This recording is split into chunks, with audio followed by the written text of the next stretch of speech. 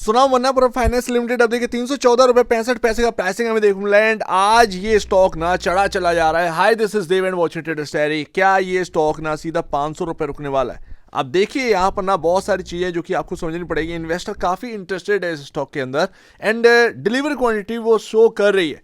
But क्या यहाँ पर रियल रीजन है? देखिए गोल्ड हम सब जानते हैं, लेकिन उससे पहले आपको ये समझना है कि क्या हम इस प्राइस पर इस स्टॉक को बाय कर सकते हैं। देखिए मेरा पहला कहना है कि इसके अंदर ब्रेकआउट हो चुका है। आज की जो क्लोजिंग हो रही है काफी अच्छे प्राइस के ऊपर हो रही है। शायद आने वाले दिनों में एक अच्छा खासा तेजी हो। एक छोटा सा यहां पर प्राइस आपको याद रखना है, बस इससे ज्यादा और कुछ नहीं। ये हो चुका है शॉर्ट टर्म या पोजिशनल ट्रेडर्स के लिए, ये सबसे बड़ी बात। लेकिन अगर आप एक इन्वेस्टर हैं तो आप थोड़ा सा यहां पर ना इस पर ध्यान दीजिएगा कि आपको आगे क्या देखना है इस स्टॉक के अंदर, वो थोड़ा समझने की कोशिश करिए। क्योंकि तेजी हो रही है, अच्छी बात है। इन्वेस्टर क्या होता है, भावनाओं में बह जाता है एंड उसके बाद करता क्या है, वो सिर्फ और सिर्फ अपना जो है वो देखता है कि अरे यार उस वक्त बुक कर लेते या फिर ये कर लेते वो कर लेते।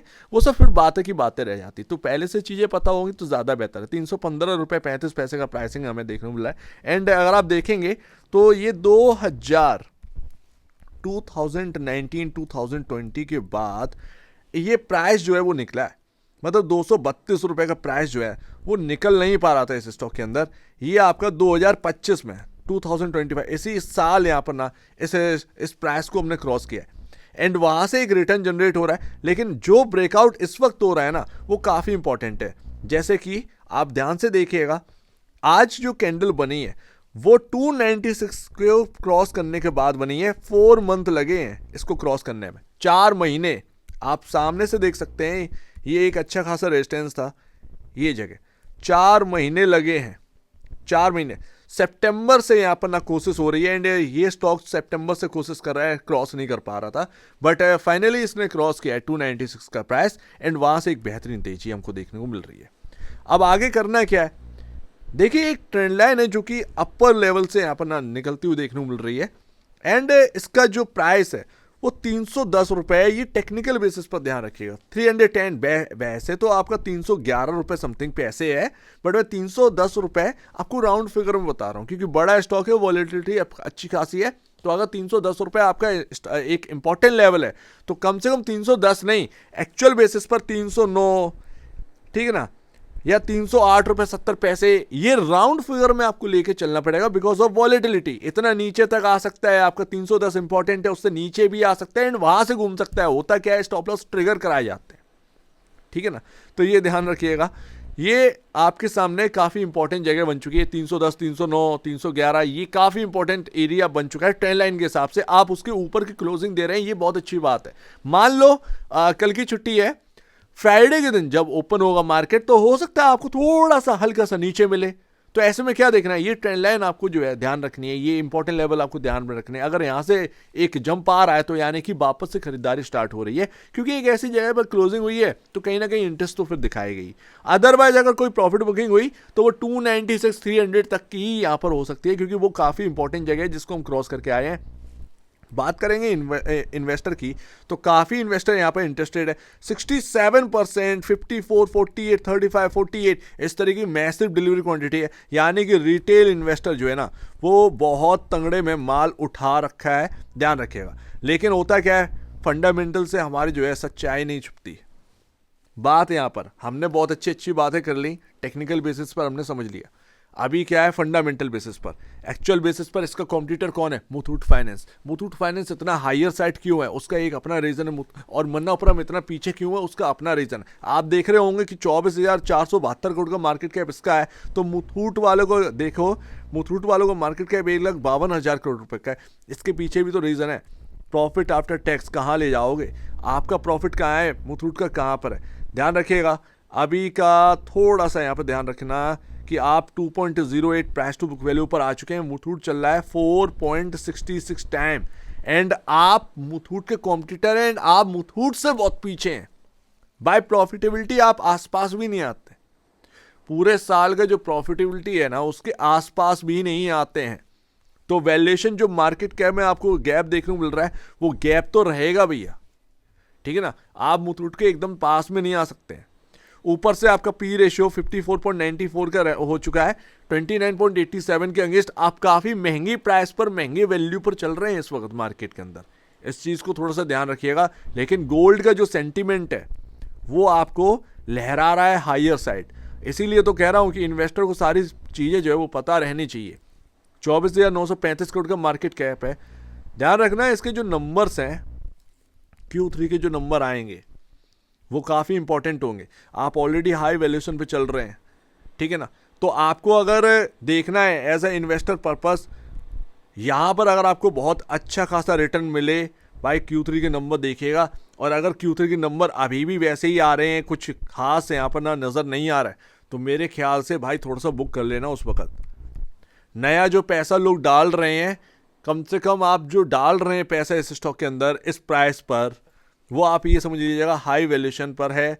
Q3 के नंबर्स आपको देखने हैं। आपको जो सपोर्ट कर रहा है इस वक्त गोल्ड कर रहा है, और वो अभी भी करेगा गोल्ड, ठीक है ना। गोल्ड अभी भी सपोर्ट करेगा। दूसरी बात, आपका जो इन्वेस्टमेंट है तो वो गोल्ड तो आपको सपोर्ट कर रहा है, दूसरा ये ब्रेकआउट जो है वो आपको सपोर्ट कर रहा है।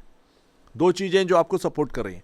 लेकिन Q3 पर अलर्ट रहना, क्योंकि अगर Q3 के नंबर अगर ठीक नहीं आए ना, तो ये काफ़ी हाई वैल्यूएशन पे चल रहा है। ऐसे में आपका एफेंडो का यहाँ पर ना स्टॉक है, आप ना प्रिडिक्ट नहीं कर सकते कि क्या गिरावट आ जाए, अचानक से गिरावट आ जाए। मेरी बात को आप सही से समझ रहे होंगे। मैं कोई ऐसी बात नहीं कर रहा हूँ कि नेगेटिव है कोई, मैं आपके सामने पूरी बात रख रहा हूँ कि ये जो प्रॉफिटेबिलिटी का नंबर है ना, ये थोड़ा सा ध्यान में रखिएगा, ये थोड़ा सा ध्यान में रखिएगा। तो बात यहाँ पर ये आ जाती है। सो ये देखना है, बट एक्चुअल बेसिस पर Q3 तो इन्वेस्टर देखेगा ही। आप जो भी इन्वेस्टमेंट कर रहे हैं उस पर स्टॉप लॉस जरूर लेके चलिएगा।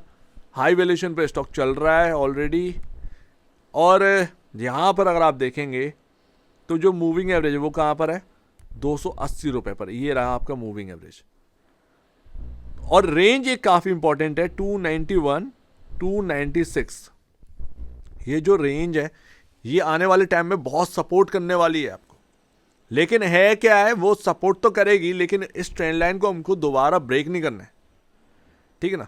दोबारा ब्रेक नहीं करना है। इंटरडे में वॉलेटिलिटी हो सकती है, एक बार को यहाँ पर ना 300 तक आए, वापस से घूम जाए, ये सब पॉसिबिलिटी है, ठीक है ना। चल चुके हो तो थोड़ा सा नीचे आ सकते हैं इंटरडे में, बाकी उसके बाद भी आप जो है चांसेस रहें कि आप हायर साइड जाएं। लेकिन थोड़ा लंबे नज़रिए से देखें तो ये रेंज काफ़ी इंपॉर्टेंट है, तो उस तरीके का व्यू बनाइएगा। मेरे ख्याल से मैं आपको सही बताऊं ना, आप कोई बड़ा यहाँ पर लॉन्ग टर्म इन्वेस्टमेंट का नहीं, बल्कि यहाँ पर ना आप शॉर्ट टर्म का नज़रिया रखिए। जो सेंटीमेंट है वो आपका साथ दे रहा है, अदरवाइज फाइनेंशियल या फंडामेंटल कुछ ऐसा नहीं है, इतना खास नहीं है कि आप जो है वो एकदम से यहाँ पर एक उतर आए कि मेरे को बाय करना है, मुझे ये करना है, मुझे वो करना है।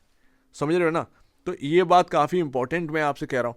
यहाँ पर फंडामेंटल उतना स्ट्रांग नहीं है, आप बहुत महंगे भी हो चुके हैं, लेकिन आपका जो सपोर्ट कर रहा है वो गोल्ड कर रहा है। तो आगे आने वाले Q3 के नंबर्स आपको काफ़ी यहाँ पर ना नज़र रखने पड़ेंगे, ये ध्यान रखिए। और जो भी अभी इन्वेस्टमेंट करें वो एक शॉर्ट टर्म पर्पज़ लेके चलिएगा कि हाँ भाई मेरा प्रॉफिट अगर होता है तो यहाँ पर मेरे को थोड़ा सा बुक करना ही करना है। थोड़ा सा बुक करिए, पूरी क्वांटिटी बुक मत करिए, थोड़ा सा बुक करिए। Q3 का अगर Q3 कल आ रहा है तो Q3 से एक दिन पहले कहीं ना कहीं अगर आपको अच्छा खासा प्रॉफिट हो रहा है, थोड़ा सा बुक करके जाइए, क्योंकि अगर वो नंबर जो है ना वो डिसाइड कर देंगे कि ये स्टॉक जाना किधर है, ठीक है ना, ये ध्यान रखिएगा। सो उम्मीद काफ़ी कुछ मैंने यहाँ पर ना आपके सामने रखा। ऐसा नहीं है कि कोई बाहर का डेटा उठा के लेकर आया हूँ, आप खुद भी देख सकते हैं, बट बस उसमें जो है ना, क्योंकि लोग जो है वो तेजी देखते हैं, ठीक है ना। जब प्राइस बहुत ऊपर हो जाता है तो और ज़्यादा यहाँ पर लोग उतर आते हैं, लेकिन एक्चुअल बेसिस पर उनको पता नहीं होता कि क्या है। तो दो चीज़ें आपको सपोर्ट कर रही है, एक तो ब्रेकआउट आपको सपोर्ट करे, दूसरा गोल्ड आपको सपोर्ट करे। गोल्ड आगे भी करेगा, ध्यान रखिएगा, लेकिन Q3 के लिए सचेत रहिए। Q3 नेक्स्ट मंथ से स्टार्ट हो जाएगा, लेट्स सी देखते हैं क्या रहता है। लेकिन गोल्ड का जो सेंटीमेंट है वो काफ़ी पॉजिटिव है। उसमें क्या है, Q3 से पहले पता चला ये स्टॉक को उड़ा दिया, लेकिन मैं ये नहीं कह रहा हूँ कि ये 500 रुपये पर रुकेगा। हाँ, अगर Q3 में रिकवरी होना स्टार्ट हो गई, क्योंकि नंबर्स काफ़ी ख़राब हो चुके थे प्रॉफिटेबिलिटी बेसिस पर, मैंने जो आपको दिखाया नंबर काफ़ी ख़राब हो गए थे कुछ क्वार्टर में, उसके बावजूद ये स्टॉक चल रहा है। तो यानी कि आप खुद भी समझ सकते हैं, नंबर ख़राब होने के बाद ये स्टॉक चल रहा है, यानी कि ऑलरेडी महंगा हो चुका होगा। इससे साफ साफ समझ में आ रहा है। तो क्या वो 500 जाएगा भाई? सीधी सी बात है, अगर Q3 का तड़का लग गया ना यहाँ पर, तो 500 भी कोई बहुत दूर की बात नहीं है। ये 300 वाला 500 भी कोई बहुत दूर की बात नहीं है, ये भी ध्यान रखिए, तो इसीलिए तो मैं आपसे कह रहा हूं कि कुछ बुक कर लीजिए, रिमेनिंग छोड़ दीजिएगा, क्योंकि अगर मान लो Q3 के टाइम अगर कुछ झटका लगता भी है, उससे पहले आपको प्रॉफिट अच्छा खासा हो रहा है, कुछ झटका लगता भी है, तो आपको इतना दिक्कत नहीं होएगी, उसको आप जो है आराम से जो है मैनेज कर सकते हैं सारी चीज़ें। लेकिन अगर पूरा पैसा डला रहेगा एंड पता चला Q3 नंबर उस तरीके की नहीं आ रहे, तो फिर तो हाई वैल्यूएशन में चल रहा है, उसको तोड़ने में कितना ही समय लगता है, ठीक है ना। तो ये ध्यान रखिए। लेकिन अगर अच्छे आ गए नंबर, सपोर्ट कर दिए आपको, तो वो कोई बड़ी बात नहीं है, वो 500 कोई बहुत दूर की बात नहीं है।